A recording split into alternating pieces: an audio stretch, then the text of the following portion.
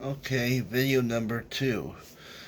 It is my sad report to announce it's on the internet earlier. Bernard Cribbins has passed away. Bernard Cribbins was born in 1928 and died in 2022. He's 93 years old. Now you're going to say, who's Bernard Cribbins? In 1972, he did Two-Way Stretch with Peter Sellers. He was in Alfred Hitchcock movie The Frenzy. He was in a series called The Wombos, which is a kids program, and Jack's Boat was another one he also was in. Yes, he did children's programming, but in 19... Oh boy, I don't have the year, forgive me. He was 1960? Maybe he did the movie Doctor Who and the Dalek Invasion of Earth with Peter Cushing. He played Tom Campbell, a companion for the Doctor. Years later, with David Tennant's Doctor, they were doing a Christmas special called Voyage of the Dam. It had to do with a space version of the Titanic. And the Doctor and a bunch of the passengers came down to Earth on Christmas Eve, just for fun, and they come across this elderly newsstand owner.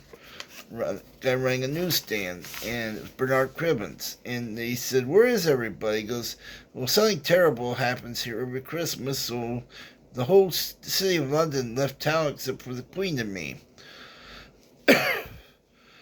By a year or two later, they introduced a character called Donna Noble. Donna Noble was played by Catherine Tate. They were originally going to do something unusual that I don't think I've seen except for maybe Martha Jones. They were actually going to have her have both her parents still married and still together. Usually one of the parents is dead or they're divorced or something with the Doctor over the decades. I think this is the first time that I can remember that they actually are still married. Jeffrey and Sylvia Noble were the names. Great name. I believe he spelled Geoffrey. Well, after the Doctor Who and the Runaway Bride, and what it was, the first appearance of Donna Noble in the Christmas special, Jeffrey Noble, the actor was playing Jeffrey Noble, died.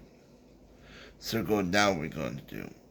They didn't think they could they didn't want to hire somebody else to take over the role. So they came up with this crazy idea. They went to Bernard Cribbins and says, "How would you like to come back to Doctor Who again as Donna Noble's grandfather?" We didn't know him, so they made the newsstand guy who was working in the newsstand Donna Noble's grandfather. Donna Noble's Wilfred Mott was one of the most fun characters and one of the most powerful characters I can remember in Doctor Who history. Donna Noble's character was badly damaged in the head that they had to erase all memories of her mind and the Doctor's mind had merged, and human bodies just cannot handle that. And the Doctor had to take away that knowledge and everything, and to save Donna because it was killing her, made Donna Noble forget the Doctor. Donna Noble, when she was first introduced, was a horrible character, and she turned back to that apparently for a while. Then they came up with the Doctor Who: The End of Time. Two-part, probably one of my all-time favorite Doctor Who stories. It was David Tennant's finale. He was leaving Doctor Who after this. And they're thinking, who can we use as a companion? And they went, why not? So they asked Bernard Cribbins to come back as Wilfred Mott. And he was the Doctor's companion through the whole storyline. there had been a prophecy been given several times to the Doctor during this season that he will knock 4 times, and the Doctor will die. At the beginning of the episode, The Master returns by John Sims, brilliant actor. He knocked 4 times. It was his heartbeat of a time where there's 2 hearts. And it turned out, no, it wasn't him. Then they brought Rassilon, the head of the Time Lords, back. Yeah, you're wondering what this has to do with Bernard Cribbins. Just give me a second. And it turned out not to be him. Rassilon was played by Timothy Dalton in a brilliant role. At the end of the episode, the Master had disappeared, helping the Doctor, defeating the Rassilon, pushing him back into the Time War that was sealed off that nobody could come or go. And Bernard Cribbins was stuck in a radioactive a machine. And the only way to get out was for somebody to go in the other side of the machine, hit the button, and open the door for Bernard to get out. Problem is, the thing had gone nuclear, and it was going to pour a lot of radiation into the button, so whoever was going to be in it was going to die. And Bernard's like, just leave me. I said he did it to get somebody out of that machine earlier, and save their lives. And he's like, just leave me. I'm not worth it. But he didn't say that was what he was saying. He's old, and David Tennant, one of the most powerful scenes, said it would be my honor, and he released Bernard Cribbins' character and get hit with radiation.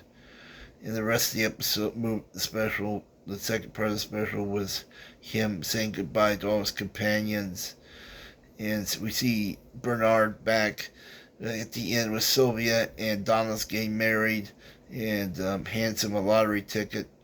And so in other words, the Donna Noble and her husband are going to be rich. Year ago, 2021 or early 2022, they announced the Doctor Who 60th anniversary specials. We didn't know then, and we're still not certain, but I believe there are 3 of them. And they announced that David Tennant and Catherine Tate was coming back. And it's like, ooh, I don't know how to do it, but it sounds good. Then they introduced that Sylvia Noble, Donna's mother, was coming back, and Wilfred Mott was coming back. Bernard Cribbins. Last time we saw Bernard, he was in a wheelchair in the storyline. We don't know if it was the storyline or he was in just that bad a shape. He was 93 years old, so, I mean, I'm not sure how active I would be at 93. I'm not very active at 59. And